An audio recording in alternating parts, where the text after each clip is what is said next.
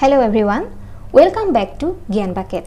আজি এই ক্লাসটোত আমি জৈনিজমৰ বিষয়ে আলোচনা কৰিম, জৈন ধৰ্মৰ বিষয়ে আলোচনা কৰিম। জৈন ধৰ্ম আৰু বৌদ্ধ ধৰ্ম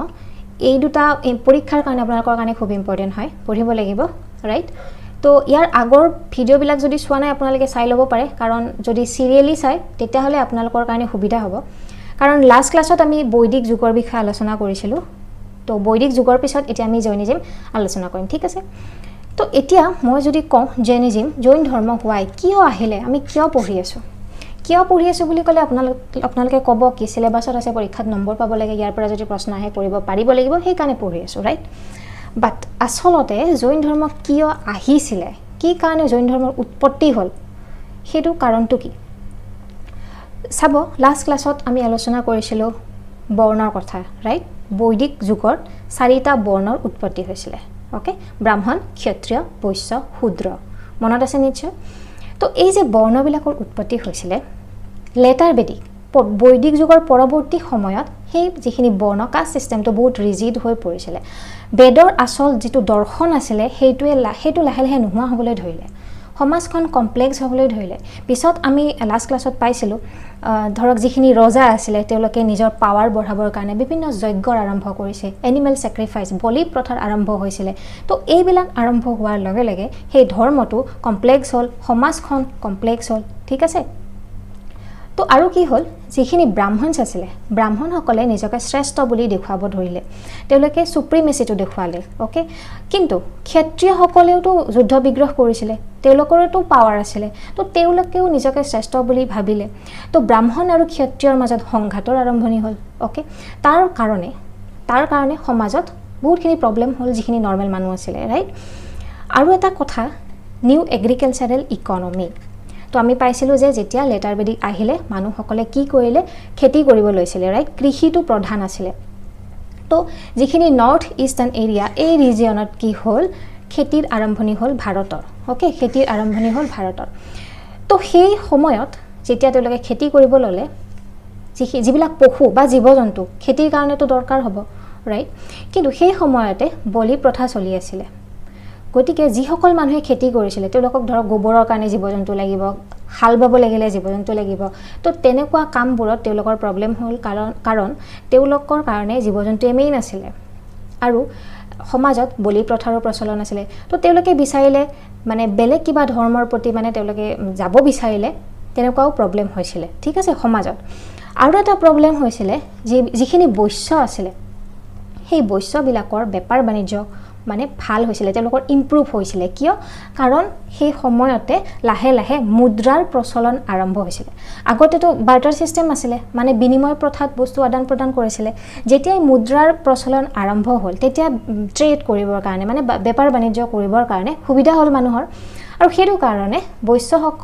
বৈশ্যসকলৰ ইম্প্ৰুভ হ'ল তাৰমানে। তো তেওঁলোকৰ যেতিয়া ইম্প্ৰুভ হ'ল তেওঁলোকেও বিচাৰিলে যে সমাজত নিজৰ পজিশ্যনটো ইম্প্ৰুভ কৰাৰ কাৰণে, ওকে? যিটো ছ'চিয়েল পজিশ্যন হয় সেইটো তেওঁলোকে ইম্প্ৰুভ কৰিব বিচাৰিলে। কিন্তু বৈশ্যসকল কি আছিলে, 3 নম্বৰত আছিলে, ৰাইট? তো প্ৰথম কি আছিলে, ব্ৰাহ্মণ, 2 নম্বৰ ক্ষত্ৰিয়, 3 নম্বৰ বৈশ্য আছিলে। তো বৈশ্যসকলেও বিচাৰিলে যে বেলেগ কিবা ধৰ্মৰ প্ৰতি যাবলৈ বিচাৰিলে, ৰাইট? তো তেতিয়া বৈশ্যসকলে কি কৰিলে, বৈশ্য বুলি নকওঁ, গোটেই সমাজ মানে তেওঁলোকে সমান হ'ব বিচাৰিলে, সমতা বিচাৰিলে সমাজত, ওকে? এইবিলাক কাষ্ট ছিষ্টেমৰ মাজত ইমান মূৰ মানে সুমুৱাব তেওঁলোকে বিচৰা নাছিলে। তো তেতিয়াই সেইটো কাৰণে কিছুমান নতুন ধৰ্মৰ উৎপত্তি হ'ল। তেনেকৈ জৈন ধৰ্ম বা বুদ্ধ ধৰ্ম আহিলে ফ'কাছত, ঠিক আছে? এনেকুৱা নহয় যে জৈন ধৰ্ম তেতিয়া এদিনতে উৎপত্তি হোৱা, তেনেকুৱা নহয়। বহুতে কয় যে জৈন ধৰ্ম যেতিয়া বৈদিক যুগ চলি আছিলে তেতিয়াৰ পৰাই হয়তো আছিলে, কিন্তু ইমান বেছি নাছিলে, মানুহৰ মাজত ইমান প্ৰচলন হোৱা নাছিলে, ঠিক আছে? বহুত পুৰণি এটা ধৰ্ম জৈনিজম। আৰু জৈন ধৰ্মত যিসকলে শিক্ষা দিয়ে, যিবিলাক ধৰ্মগুৰু হয় তেওঁলোকক তীৰ্থাংকৰ বুলি কয়, ওকে? তীৰ্থাংকৰ। আৰু এই জৈন ধৰ্মত টোটেল 24 তীৰ্থাংকৰ আছে। এই তীৰ্থাংকৰবিলাক ক্ষত্ৰিয় আছিলে, ওকে? তেওঁলোক কিন্তু ক্ষত্ৰিয় আছিলে। ক্ষত্ৰিয়সকলে মেইনলি বেলেগ এটা ধৰ্মৰ মানে সৃষ্টি কৰিবৰ কাৰণে চেষ্টা কৰিছিলে, ঠিক আছে? তো মনত ৰাখিব জৈন ধৰ্মত 24 তীৰ্থাংকৰ আছিলে। প্ৰথমজন আছিলে ঋষভনাথ বা ঋষভদেৱ বুলি কয়, এই 4জন মনত ৰাখিলেই হ'ব। ছেকেণ্ড আছিলে অজিতনাথ, আৰু 23 নম্বৰজন আছিলে পৰশৱনাথ, আৰু 24 নম্বৰ মহাবীৰ বৰ্ধৱান মহাবীৰ ওকে যেতিয়া মহাবীৰ তীर्थাঙ্কৰ হৈছিল মহাবীৰৰ দিনতে জৈন ধৰ্মৰ বহুত প্ৰচাৰ হৈছিল ব্যাপক প্ৰচাৰ হৈছিল সেই কাৰণে মহাবীৰক মানে প্ৰৱৰ্তক বুলি কোৱা হয় কিন্তু জৈনিজম আগৰে পৰা এক্সিষ্ট কৰিছিল এনেকুৱা নহয় যে বৰ্তমান মহাবীৰে জৈন ধৰ্মটো উলিয়াইছিল তেনেকুৱা নহয় জৈন ধৰ্ম আগৰে পৰাই আছিল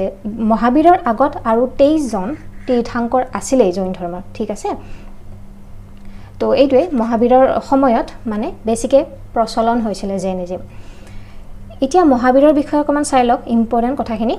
মহাবীৰৰ জন্ম হৈছিল 540 BC 540 BCত মহাবীৰৰ জন্ম হৈছিল কোত জন্ম হৈছিল কুন্দগ্ৰাম বা কুন্দপুৰ বুলিও পাব পাৰে বিহাৰৰ ওচৰত বৈশালী নামৰ ঠাইখনত ঠিক আছে আৰু মহাবীৰৰ মাক দেউতাক ক্ষত্ৰিয় আছিল মনত ৰাখিব তেওঁলোক ক্ষত্ৰিয় বংশৰে আছিল দেউতাকৰ নাম আছিল সিদ্ধাৰ্থ মানে সিদ্ধাৰ্থ আৰু মাকৰ নাম আছিল ত্ৰিশলা এই যে দেউতাক মহাবীৰৰ দেউতাক জ্ঞাত্ৰিকা বংশৰ আছিল হেড অফ জ্ঞাত্ৰিকা ক্লান ওকে কোৰ আছিল वजीर বৈশালীৰ वजीर জ্ঞাত্ৰিকা বংশৰ হেড আছিল আৰু মাতৃ ত্ৰিশলা আছিল লিচ্ছাবি কিং লিচ্ছাবিৰ যিজন প্ৰধান আৰু চিফ হয় চেতকৰ ভনীয়েক আছিল তাৰ মানে আসলতে মহাবীৰ ৰজাৰ বংশৰ পৰাই আহিছিল ৰাজবংশৰে আছিল ঠিক আছে আৰু মহাবীৰৰ ৰিলেশন আছিল বিম্বিসাৰৰ কথা জানেনে বিম্বিসাৰ হৈছে হৰিয়ংকা বংশৰ প্ৰতিষ্ঠাপক এজন ৰজা হৰিয়ংকা ডাইনাষ্টিৰ প্ৰতিষ্ঠাপক হয় বিম্বিসাৰৰ লগত কেনেকৈ জড়িত বিম্বিসাৰে বিয়া কৰাইছিল চেতকৰ জীয়েকক ওকে চেতকৰ ভনীয়েক আছিল মহাবীৰৰ মাক তো তেনেকৈ বিম্বিসাৰৰ লগতো জড়িত মহাবীৰ তো ৰজা বংশৰ পৰাই আছিল মহাবীৰে বিয়া কৰাইছিল যশোদা আৰু মহাবীৰৰ জীয়েকৰ নাম আছিল অনুজা বা প্ৰিয়দৰ্শনা ওকে আৰু প্ৰিয়দৰ্শনাৰ গিৰিয়েক আছিল জামালি মহাবীৰৰ প্ৰথম শিষ্য আছিল ওকে প্ৰথম শিষ্য আছিল মহাবীৰৰ তো এইখিনি চাই ল'ব দেউতাকৰ নাম মাকৰ নাম ঘৈণীয়েকৰ নাম গোটেইখিনি চাব শিষ্য প্ৰধান শিষ্য বিম্বিসাৰৰ লগত কেনেকৈ জড়িত কিমান চনত কিমান BCত জন্ম হৈছিল কোত জন্ম হৈছিল এইবাৰ এইখিনি গোটেইখিনি ইয়াত দিয়া আছে এবাৰ আপোনালোকে চাই ল'ব ঠিক আছে মহাবীৰে 30 বছৰ বয়সত ঘৰ এৰি সন্ন্যাস ল'বলৈ গুচি গৈছিল ঠিক আছে 30 বছৰ বয়সত গুচি গৈছিল আৰু জ্ঞান প্ৰাপ্তি কেতিয়া কৰিছিল 42 বছৰ বয়সত ওকে 42 বছৰ বয়সত জ্ঞান প্ৰাপ্তি কৰিছিল ওকে যেটো কৈবল্য বুলি কোৱা হয় কৈবল্য মানে আত্মজ্ঞান লাভ কৰিছিল super knowledge on the bank of river Rijupalika নদীৰ পাৰত হাল গছ এডালৰ তলত ঠিক আছে তাত জ্ঞান প্ৰাপ্তি কৰিছিল যেতিয়াই মহাবীৰে জ্ঞান লাভ কৰিলে তাৰ পিছৰ পৰা মহাবীৰক কোৱা হ'ল কি জিতেন্দ্ৰিয় তাৰ মানে গোটেইবোৰ ইন্দ্ৰিয় যোনে দমন কৰিব পাৰে বা জিনা ঠিক আছে নিগ্ৰন্থ তাৰ মানে সকলো বন্ধনৰ পৰা মুক্ত মহাবীৰা সাহসী একেবাৰে সাহসী বীৰৰ বীৰ মহাবীৰ ওকে আৰু কেভলিন তাৰ মানে গোটেইখিনি শিকিলে পাৰফেক্টলি গোটেইখিনি শিকিলে জ্ঞান লাভ কৰিলে তো এইবিলাক নামেৰে মহাবীৰক জনা হ'ল আৰু মহাবীৰক যিসকলে ফলো কৰিব ললে তেওঁলোকক কোৱা হ'ল কি জেনাস মানে তেওঁলোকক জৈন বুলি কোৱা হ'ল ঠিক আছে তো এইখিনি কথা চাব এতিয়া মহাবীৰে প্ৰথম ভাষণটো ক'ত দিছিলে পাবা ওকে পাবাত দিছিলে 11 জন শিষ্যক আৰু এই 11 জন শিষ্যকে কোৱা হয় কি 11 গান্ধাৰা বা গন্ধৰ্ব ওকে 11 গান্ধাৰা বা গন্ধৰ্ব বুলি কোৱা হয় মহাবীৰৰ মৃত্যু হৈছিল 468 4 তাৰ লগত 2 যোগ কৰি দিলে 6 তাৰ লগত 2 যোগ কৰি দিলে 8 468 BCত মহাবীৰৰ মৃত্যু হৈছিল বয়স আছিল 72 পাৱাপুৰী বিহাৰৰ ওচৰত পাৱাপুৰী নামৰ ঠাইখনত ওকে এই যে জৈন ধৰ্মৰ যিখিনি ধৰ্মগুৰু আছে তীर्थাঙ্কৰ আছে সকলোৰে লগত এটা সিম্বল জড়িত হৈ আছে আৰু মহাবীৰৰ সিম্বল আছিল কি আছিল লায়ন সিংহ এই পিকচাৰটো দেখিছে মহাবীৰৰ সিম্বল আছিল লায়ন ঠিক আছে এতিয়া যিখিনি ফলোৱাৰ্স আছিল তেওঁলোকক কোৱা হ'ল কি জেনা মানে জৈন বুলি কোৱা হ'ল তো তেওঁলোকক কি শিক্ষা দিয়া হৈছিল জৈন হবৰ কাৰণে কি কৰিব লাগিব তো ভিক্ষা কৰি খালেই হ'ল কাৰণ খোৱাৰ কাৰণে তো মানুহ জিয়াই নাই জিয়াই থাকিবৰ কাৰণে মানুহে খাইছে ৰাইট তো যি পায় তেনেকৈ ভিক্ষা কৰি খালেই হ'ল অনেষ্ট মানে সাধু হ'ব লাগে ওকে শান্ত হ'ব লাগে চুৰি নকৰিবৰ কাৰণে তেওঁলোকক কোৱা হ'ল সেলিবেসি তাৰমানে অবিবাহিত জীৱন যাপনৰ কাৰণে তেওঁলোকক কোৱা হ'ল সকলোখিনি ত্যাগ কৰিবলৈ তেওঁলোকক কোৱা হ'ল ইনক্লুডিং দা ক্লথ তাৰমানে কাপোৰো ত্যাগ কৰিবৰ কাৰণে তেওঁলোকক কোৱা হ'ল তো তেনেকৈ তেওঁলোকৰ মানে মুখ্য লাভ কৰিব পাৰিব ওকে তেনেকৈ জইন হ'ব পাৰিব এইবিলাক কথা কোৱা হ'ল তো এই যে জৈনিজম আছিলে জৈন ধৰ্ম সাপোৰ্ট কোনে বেছিকৈ কৰিছিলে ট্ৰেডাৰ্ছ যিসকলে বেপাৰ বাণিজ্য কৰিছিলে কাৰণ জৈন ধৰ্মত কোৱা হৈছিলে এটা কথা অহিংসা ওকে অহিংসা তাৰমানে কাকো হত্যা কৰিব নোৱাৰে হিংসা কৰিব নোৱাৰে এটা পৰুৱাও মাৰিব নোৱাৰে কিন্তু যিখিনি খেতিয়ক আছিলে ফাৰ্মাৰ্ছ তেওঁলোকৰ কাৰণে এই যিবিলাক নিয়ম আছিলে সেইবিলাক পালন কৰাটো প্ৰব্লেম হৈছিলে কাৰণ খেতি পথাৰত যেতিয়া পোক পৰুৱা আহিব সেইবিলাকক তো মাৰিব লাগিব কিন্তু জৈন ধৰ্ম মতে পোক পৰুৱাও হত্যা কৰিব নোৱাৰে ৰাইট তো সেইকাৰণে জৈনিজম বেছি ফেমাছ হৈছিলে যিখিনি ট্ৰেডাৰ্ছ আছিলে মানে বৈশ্যসকলৰ মাজত সমাজৰ যিখিনি বৈশ্য আছিলে সেইখিনি বেছি আকৃষ্ট হৈছিলে এই জৈন ধৰ্মৰ প্ৰতি ঠিক আছে এতিয়া জৈন ধৰ্মই কি শিক্ষা দিয়ে জৈন ধৰ্ম আচলতে কি কয় তো যিখিনি মহাবীৰাই যি ৰিজেক্ট কৰিছিলে যিখিনি বৈদিক নীতি নিয়ম ৰিচুৱেল আছিলে কঠোৰ নীতি নিয়ম সেইবিলাক আচলতে ৰিজেক্ট কৰিছিলে কৰ্মত বিশ্বাস কৰিছিলে আত্মাত বিশ্বাস কৰিছিলে ওকে কৰ্ম আৰু আত্মাত বিশ্বাস কৰিছিলে মানুহৰ শৰীৰটো মৰিব পাৰে কিন্তু আত্মা কেতিয়াও নমৰে ঠিক আছে মানুহৰ শৰীৰটো মৰিব পাৰে আত্মা কেতিয়াও নমৰে পুনৰ জন্মত তেওঁলোকে বিশ্বাস কৰিছিলে কৰ্মফলত তেওঁলোকে বিশ্বাস কৰিছিলে মানুহৰ কৰ্ম হিচাপে শাস্তি পাব বা এৱাৰ্ড পাব মানুহৰ যি কাম কৰিব সেই ফল পাব মানে ভাল বা বেয়া মানুহ জন্মতে নহয় যি কাম কৰিব যি একশ্যন দেখুৱাব সেইমতেহে মানুহ ভাল বা বেয়া হ'ব তো জৈনিজমে ভগৱানৰ ওপৰত কি কৈছে তো তেওঁলোকে আসলতে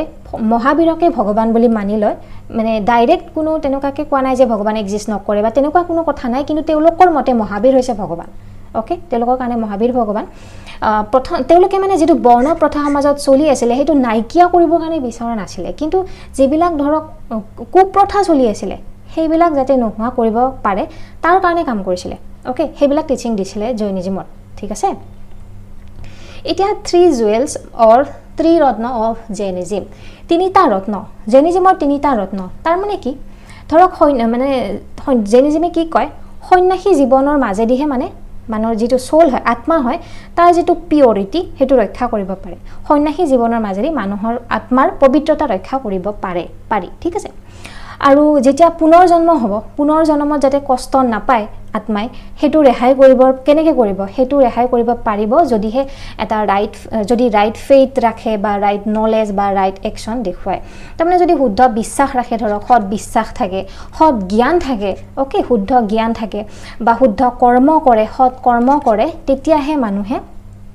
পুনৰ জন্মৰ কষ্টৰ পৰা ৰেহাই পাব এইবিলাক আছিল তিনিটা ৰত্ন মনত ৰাখিব এই তিনিটা ৰত্ন 3 জুৱেলছ বা তিনিটা ৰত্ন কি হয় জৈনিজমৰ right faith right knowledge right action বা কণ্ডাক্ট ওকে শুদ্ধ বিশ্বাস ৰাখিব লাগিব শুদ্ধ জ্ঞান বা সৎ জ্ঞান শুদ্ধ কৰ্ম বা সৎ কৰ্ম এইকেইটাক ত্ৰিৰত্ন বুলি কোৱা হয় এতিয়া জৈনিজমৰ যিখিনি নীতি হয় পাঁচটা নীতি আছে এই নীতিকেইটা ফলো কৰিব পাৰিলে জৈন হ'ব পাৰিব প্ৰকৃত জৈন হ'ব পাৰিব ঠিক আছে নীতি বা সিদ্ধান্ত প্ৰথমতে হৈছে অহিংসা মানে নন ভায়োলেন্স অহিংসা কাকো মাৰিব নোৱাৰিব একো হত্যা কৰিব নোৱাৰিব তাৰ পিছত আহিলে সত্য মানে ট্ৰুথ সত্যবাদিতা সদায় সঁচা কথা ক'ব লাগিব তাৰ পিছত অস্তেয় তাৰ মানে চুৰি কৰিব নোৱাৰে কোনো বস্তু চুৰি কৰিব নোৱাৰে হেতু হৈছে অস্তেয় ওকে চুৰি ত্যাগ তাৰ পিছত আহিল অপৰিগ্ৰহ মানে হৈছে ত্যাগ কৰা যিখিনি লাগে সেইখিনি আছে এক্সট্ৰা বিচাৰি লাভ নাই জীৱনত যিখিনি লাগে সেইখিনি আছে এক্সট্ৰা বিচাৰি লাভ নাই ত্যাগ কৰা ওকে এটো হৈছে 4 নম্বৰ তাৰ পিছত আহিলে ব্ৰহ্মচৰ্য ওকে তাৰ মানে গুটেই যেটো ব্ৰহ্মচৰ্য হয় বিয়া বাৰু নপতা হেতু জীৱন যাপন কৰা এই পাঁচটা হৈছে সিদ্ধান্ত মূল সিদ্ধান্ত এইকেটা যিজনে ফলো কৰিব পাৰিব হি প্ৰকৃত জৈন হ'ব পাৰিব ঠিক আছে এই সিদ্ধান্ত কেটা মনত ৰাখিব এই প্ৰথম চাৰিটা সিদ্ধান্ত অহিংসা সত্য অস্তেয় অপৰিগ্ৰহ হেকেটা পৰশৱনাথে দিছিলে বুলি বিশ্বাস কৰা হয় ওকে আৰু যেটো লাষ্টৰটো এইটো ব্ৰহ্মচৰ্য হেতু মহাবীৰাই দিছিলে বুলি বিশ্বাস কৰা হয় ঠিক আছে এটো মনত ৰাখিব এইকেটা খুব ইম্পৰ্টেন্ট হয় এতিয়া জৈনিজমৰ সেক্টা মানে জৈনিজমৰ ভাগ তো জৈনিজম ভাগ কিয় হল তো চাব আপোনালোকে মগধৰ নাম শুনিছে 16 মহাজনপদ পঢ়িছে নিশ্চয় আগত কেতিয়াবা 16খন আমাৰ মহাজনপদ হৈছিল আমি যে লাষ্ট ক্লাছত কৈছিলো লেটাৰ বেদিকত পিছত গৈ মহাজনপদৰ সৃষ্টি হ'ল তেনেকে তাৰ পিছত গোটেই আমাৰ ভাৰতত 16খন মহাজনপদৰ সৃষ্টি হৈছিল ঠিক আছে তাৰ ভিতৰত মগধখন বহুত মানে বহুত ফেমাস আছিল বহুত বিখ্যাত আছিল বহুত ডাঙৰ আছিল ওকে কাৰণ মগধখন তেনেকুৱা ঠাইতে আছিল এটা যেখিনি বিহাৰৰ অঞ্চল ইউপিৰ সেই অঞ্চলত মগধখন আছিল ৰাইট সেইখিনি বহুত জিওগ্ৰাফিক্যাল যেটো লোকেশন হয় তাৰ কাৰণে মগধখনে বহুত উন্নতি কৰিব পাৰিছিল কিন্তু এটা সময়ত কি হ'ল মগধত ফেমাইন আহিলে তাৰ মানে দুৰ্ভিক্ষ হ'ল আৰু সেই ফেমাইনটো প্ৰায় 12 বছৰৰ কাৰণে আছিল ওকে প্ৰায় 12 বছৰৰ কাৰণে আছিল তো তাত যিখিনি জৈন ধৰ্মৰ যিখিনি মানুহ আছিল যিখিনি জৈন আছিল তেওঁলোকে কি কৰিলে ভদ্ৰবাহুৰ নেতৃত্বত ভদ্ৰবাহু বুলি এজন আছিল তেওঁলোকৰ গুৰু তো তেওঁৰ নেতৃত্বত কিছু মানে উত্তৰ ভাৰত এৰি দক্ষিণ ভাৰতলৈকে ঢাপলি মেলিলে কাৰণ উত্তৰ ভাৰতৰ যিখিনি মগধৰ এৰিয়া তাতো খাবলৈ একো নাই ৰাইট তো সেইকাৰণে সাউথ ইণ্ডিয়ালৈকে গ'ল সাউথ ইণ্ডিয়াৰ শ্ৰাৱণবেলগোলা নামৰ ঠাইখনৰ ওচৰলৈকে গৈছিল যেটো বৰ্তমান যেটো মানে কৰ্ণাটকৰ হয় ওকে তালৈকে গৈছিল সেই যে 12 বছৰ সময় তেওঁলোকে সাউথ ইণ্ডিয়াত কটালে মানে ভদ্ৰবাহুৰ নেতৃত্বত যিখিনি গৈছিল সেই ফলোৱাৰ্স খিনিয়ে তেওঁলোকৰ যিখিনি ষ্ট্ৰিক্ট নিয়ম আছিল যিখিনি ৰুলছ জৈন ধৰ্মৰ যিখিনি ৰুলছ আছিল সেইখিনি ফলো কৰি থাকিলে ওকে কিন্তু ইয়াত নৰ্থ ইণ্ডিয়াত নৰ্থ ইণ্ডিয়াত যিখিনি জৈনছ আছিল কাৰ নেতৃত্বত আছিল স্থূলভদ্ৰৰ নেতৃত্বত যিখিনি জৈনছ আছিল সেইখিনি তেওঁলোকৰ মানে যিখিনি নীতি নিয়ম অকমান মানে কম কৰি দিলে ওকে কম কৰি দিলে তেওঁলোকে কি কৰিলে তেওঁলোকে বগা বস্ত্ৰ পৰিধান কৰিব ললে জেনাৰেলি যিখিনি জৈনছ আছিল জৈন সকলে তো কাপোৰৰো ত্যাগ কৰিছিল ৰাইট কিন্তু নৰ্থ ইণ্ডিয়াত যিখিনি থাকি গ'ল তেওঁলোকে বগা বস্ত্ৰ পৰিধান কৰিব ললে যেতিয়া দুৰ্ভিক্ষৰ কালটো যেতিয়া শেষ হ'ল সাউথ ইণ্ডিয়ালৈকে যিখিনি ঘূৰি গৈছিল সেইখিনি যেতিয়া ঘূৰি আহিলে আফটাৰ দ্য এণ্ড অফ ফেমাইন তেতিয়া যিখিনি সাউথ ইণ্ডিয়ালৈ গৈছিল সেইখিনি ঘূৰি আহি দেখিলে যে বহুতখিনি চেঞ্জ হৈ গৈছে যিখিনি নৰ্থ ইণ্ডিয়াত থাকি গৈছিল তো তাৰ পিছত যেহেতু বিভাজন মানে যেহেতু ধৰক চেঞ্জ হ'ল কিছুমান আইডিওলজি চেঞ্জ হ'ল গতিকে এই যেটো জৈন ধৰ্ম দুটা ভাগত তেনেকে বিভক্ত হৈ গ'ল ওকে যিখিনিয়ে বস্ত্ৰ পৰিধান কৰিলে মানে শুক্ল বস্ত্ৰ মানে বগা বস্ত্ৰ পৰিধান কৰিলে তেওঁলোক হৈ গ'ল শ্বেতাম্বৰ ওকে আৰু যি সকলে বস্ত্ৰ পৰিধান নকৰে তেওঁলোক হৈ গ'ল দিগাম্বৰ্স এই দুটা ভাগত জৈন ধৰ্ম বিভক্ত হ'ল ওকে দিগাম্বৰ সকলক নেতৃত্ব কোনে দিছিলে দিগাম্বৰ সকলৰ গুৰু আছিল ভদ্ৰবাহু যিজন সাউথ ইণ্ডিয়ালৈ গৈছিল আৰু শ্বেতাম্বৰ সকলক কোনে নেতৃত্ব দিছিল স্থূলভদ্ৰ ওকে স্থূলভদ্ৰ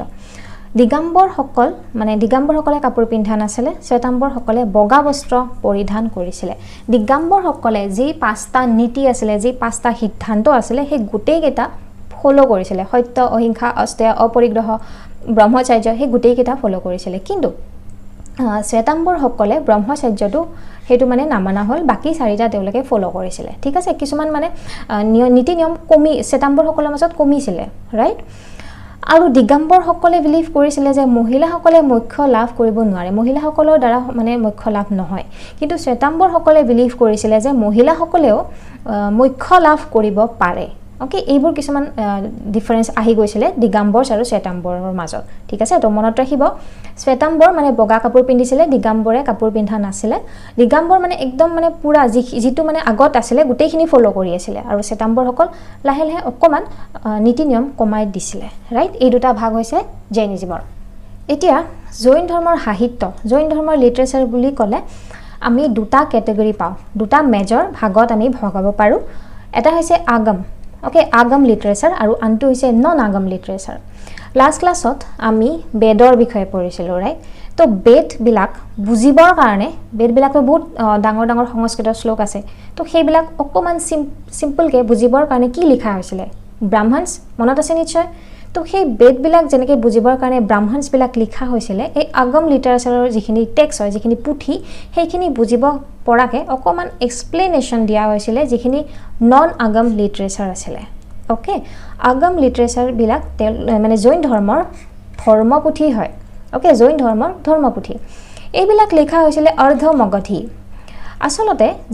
যিটো জৈন ধৰ্ম মানুহৰ মাজত মানে প্ৰচাৰ আসলতে কেনেকৈ হ'ল যিটো বৈদিক কালত চলি আছিল সংস্কৃতখিনি ধৰক ব্ৰাহ্মণস বিলাকেহে বুজি পাইছিলে ভালকে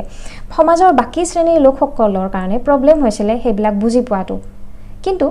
জৈন ধৰ্মত যেতিয়া মানুহে শিক্ষা ল'বলৈ ল'লে তেতিয়া প্ৰাকৃত ভাষাত তেওঁলোকে শিক্ষা দিছিলে প্ৰাকৃতটো ব্যৱহাৰ কৰিছিলে আৰু প্ৰাকৃত বুজি পোৱাৰ কাৰণে